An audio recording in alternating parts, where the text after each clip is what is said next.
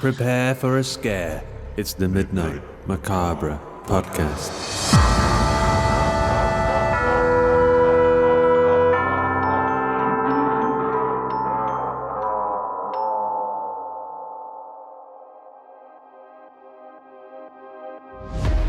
Hello once again, my loathsome listeners, and welcome back to the Old Mill here in Bramshire for day 2 of the Midnight Macabre Podcast's Halloween special. Remember, we're broadcasting each of our episodes live in addition to darkening your daily podcast feed. So for those of you with the guts, do come join me in the dead of night for an early taste of terror. As always, I'm your host and curator of all things unpleasant, Laura Lambton. And after my first night staying at the Old Mill, I'm pleased to report that I'm still alive and well. That being said, though, I've been looking at some of the quaint old tools they've used for rustic decoration around the place in a very different light. I've added some pictures to our socials if you want to check them out. Now, one thing that always fascinates me about haunted or evil places is that outsiders like me and all of you have a certain perception of a place based on the stories we hear. But what's it like to live here, in the thick of it? I approached a few locals on a supply run today, and here's what some of them had to say. Can't say I pay it much mind, to be fair. You have to keep animals indoors this time of year, so wrong goods about, but it keeps the house prices down, so can't say fairer than that. I actually moved here because of the stories my nan used to tell me about Bramshire. It's just nice to live somewhere with a bit more character, you know? Best we had in the place I used to live was that it had a big Waitrose. I kind of hope I'll see something spooky myself here one day. Hey, will you be covering the old Donnelly murders from 1998? Nah, there's no going on here other than a bunch of weirdos getting caught up in fairy tales and that. We don't need people coming around here and stirring up the local fruitcakes, you know. And I mean, if you ask me, it's best just to leave it be and be on with it and get on with your day, right? Right? Some wonderful northern hospitality on display from my last interviewee there. For tonight's entry, we go back to 1939 to join an innocent child hauled away from familiar surroundings in the city to a whole new way of life in the countryside. In many ways echoing my own journey here this week, assuming you consider a never-ending quest for content in any way equal to fleeing the threat of air raids. Adapted from local legend and news reports by John Crinan and performed tonight by Josh Curran, we have The Evacuee of Old Mill Lane.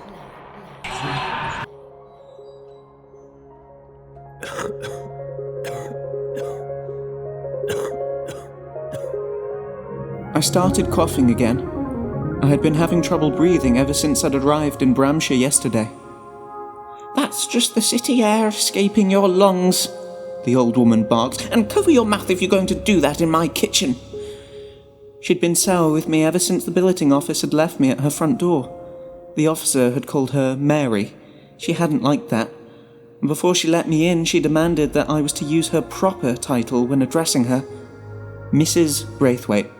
Mr. Braithwaite wasn't around anymore on account of him succumbing to pneumonia a few years back, and I was to respect his memory by using the good name he left behind. Apparently, that respect didn't extend to me. I had never heard her call me William once. She snapped at me. "Did you hear me, boy? Answer me when an adult speaks to you." "Yes, Mrs. Braithwaite. Sorry, Mrs. Braithwaite." The smell of freshly baked bread made my mouth water even as another rasping cough threatened to escape my lungs. Mrs. Braithwaite busied herself about the kitchen, mixing, kneading, baking. She glared at me standing in the doorway, neither in nor out of the room. "I don't need you under my feet, not with all this work to do. You'll be starting school tomorrow. You should be outside." When I didn't respond, she continued, "You're not going to make any friends in here. You want my advice? You get out in the sunshine and meet some of the local children before school starts." She lowered her voice and stared at me through her eyebrows. And if you know what's good for you, there won't be a spot on your freshly cleaned clothes when you get back.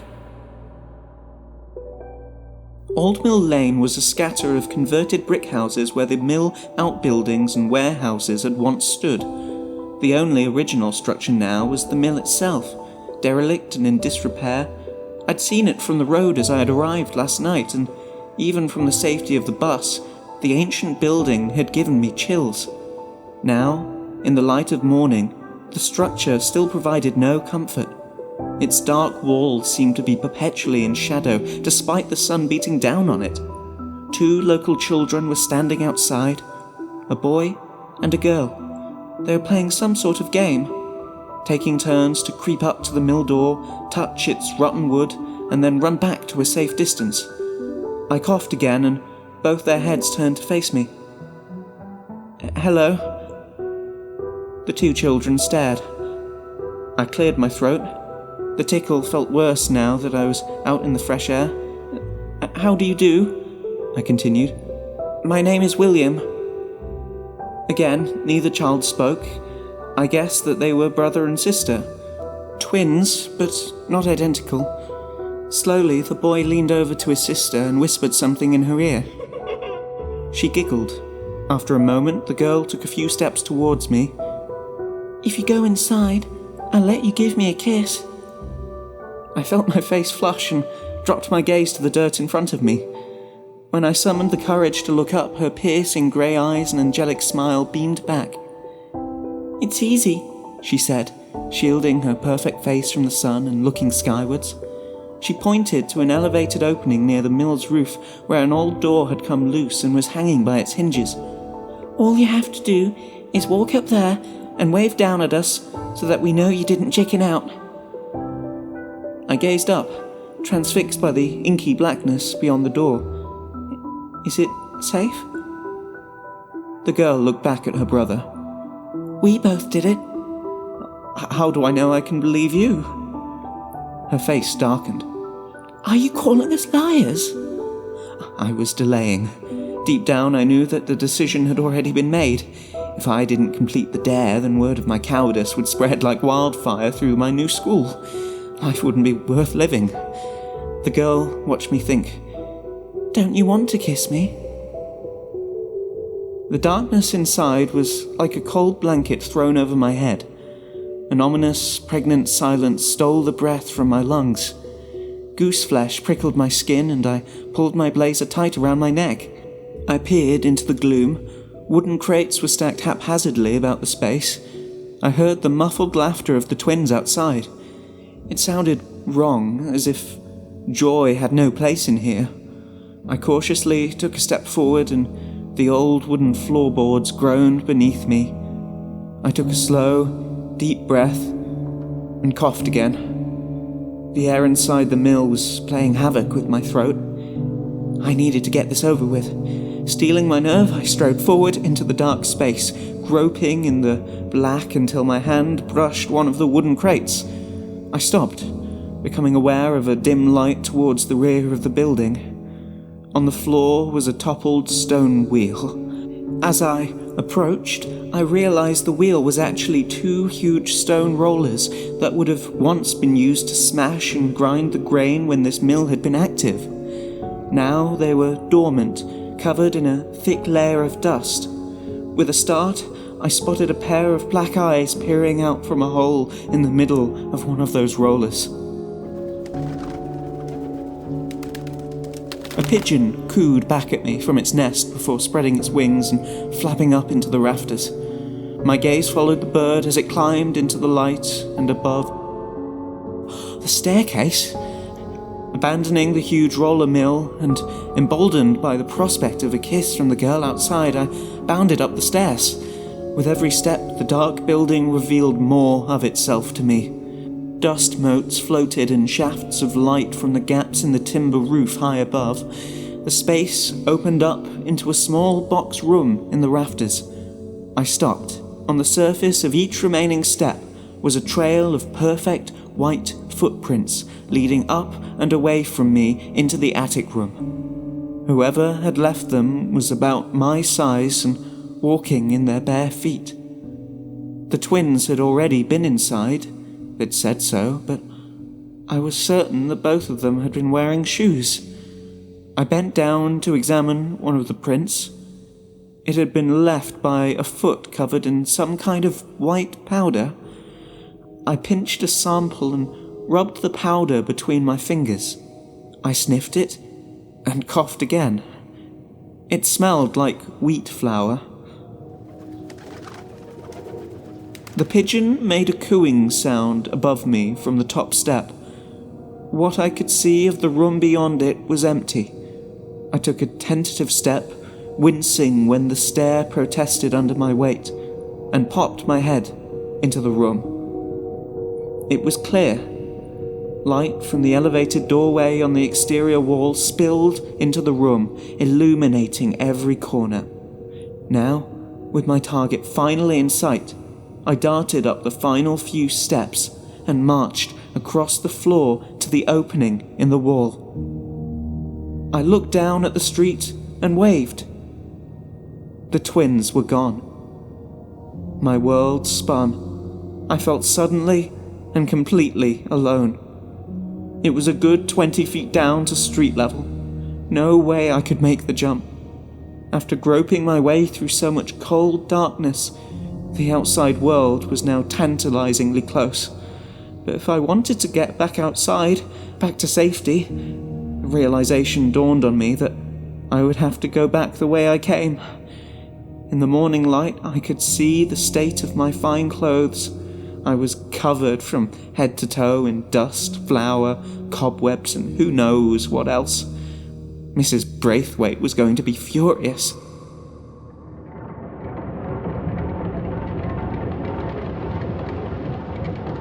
Suddenly, the building shook as a booming, grinding roar reverberated through the floorboards. I stumbled back to the staircase, clamping my hands over my ears as the terrifying sound shook me to my very core. At the base of the stairs, I could just make out the stone rollers which were now spinning maddeningly fast, throwing up plumes of flour and filling the building with the screech of granite against granite. A coughing fit took me as the air turned white. I turned away from the putrid, choking cloud back into the attic. A boy stood there now. His skin was pasty and sickly looking. His hair was a shock of white. I couldn't describe exactly what was wrong with him, but he looked bloated somehow.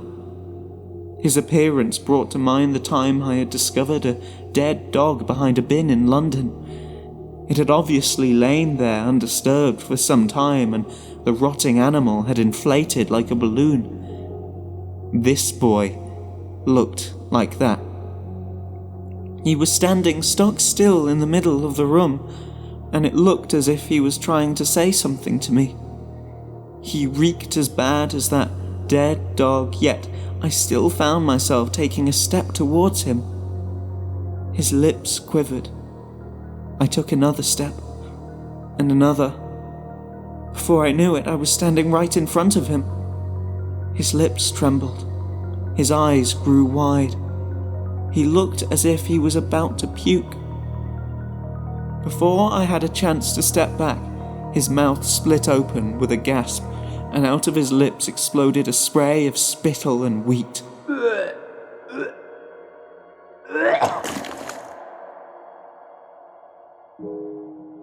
The chunks hit my face, and I fell back as more and more of the rancid mixture was forced out of him and fell with wet slaps against the floorboards.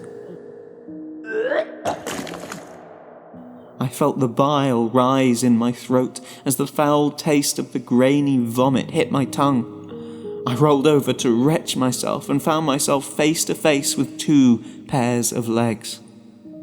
The twins were standing there, holding hands as if nothing out of the ordinary was happening. The girl smiled.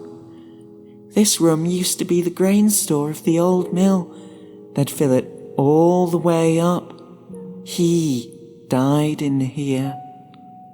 She pointed to the ceiling. "He was playing on the roof, and he fell through.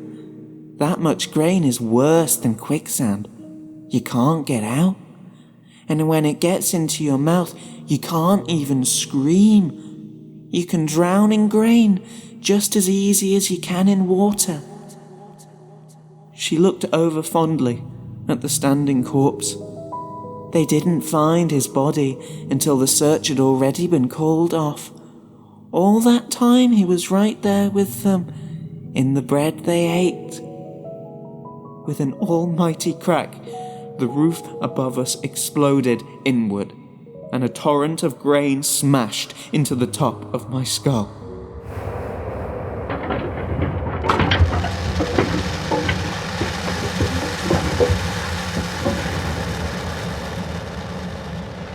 I buckled as wheat quickly covered me, but the girl picked me up as if I weighed nothing. The room filled, passing the level of my waist in seconds. I strained to move, but the weight of it all held my legs tight. It reached my stomach, my chest. You're one of us now. You've made it to the window just like we dared you to. Time to collect your prize. She pulled me close to her face. I realised with horror what she was about to do. Her lips parted to show me a mouthful of rotten grain. I tried to scream as she clamped those lips across my face. I felt the toxic mixture push into my mouth and down my throat. I coughed and choked and tried to fight back, but her strength was inhuman. We kissed as the grain rose up past our necks and covered our faces. As my world went black and the wheat filled my ears, as my limbs grew tired, struggling against the oppressive weight. As I died, we kissed.